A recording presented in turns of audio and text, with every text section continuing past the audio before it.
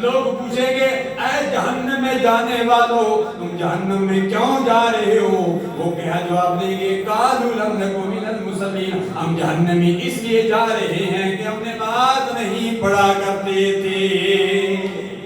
آگے بات کی ہے وَلَمْ نَكُنْ نُطْعِمُ الْمِسْكِينَ، ہم مسکینوں کو کھانا بھی نہیں کھلا کرتے تھے۔ لیکن آگے میں نہیں جاتا ہوں، آگے بھی بہت ساری باتیں، لیکن پہلی بات ہے ہم نماز نہیں پڑھا کرتے تھے۔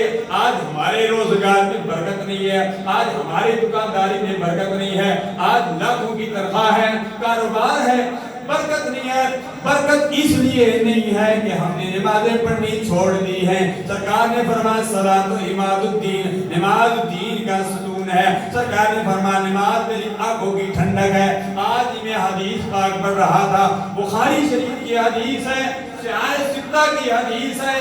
اللہ کے پیارے حبیب صلی اللہ علیہ وسلم کے پاس ایک آدمی کی شکایت کی گئی، وہ شخص فجر کی نماز نہیں پڑھتا، سویا رہتا ہے۔ ہمارا بھی یہی حال ہے، صبح سوئے رہتے ہیں، 8 بجے اٹھتے ہیں، 10 بجے اٹھتے ہیں۔ اللہ کے پیارے حبیب صلی اللہ علیہ وسلم نے فرمایا میں اپنی طرف سے بات نہیں کر رہا ہوں، بخاری شریف کی حدیث ہے۔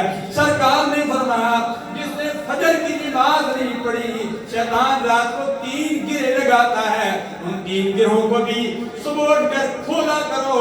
فرمایا ایک گرہ جو ہے صبح اللہ کو یاد کرنے سے کھل جاتی ہے، یا اللہ تیرے شکر ہے تو نے مرنے کے بعد زندہ کر دیا۔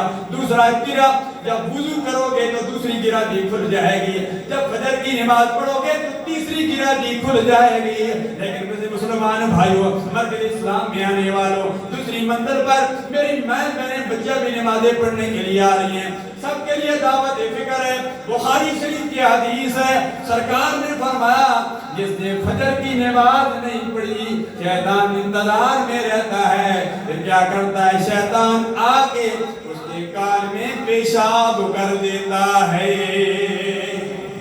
اب اندازہ کرو جو فجر کی نماز نہیں پڑھتے شیطان کان میں پیشاب کر دیتا ہے، پھر دوسرے دن پھر نہیں پڑھتے پھر پیشاب کر دیتا ہے۔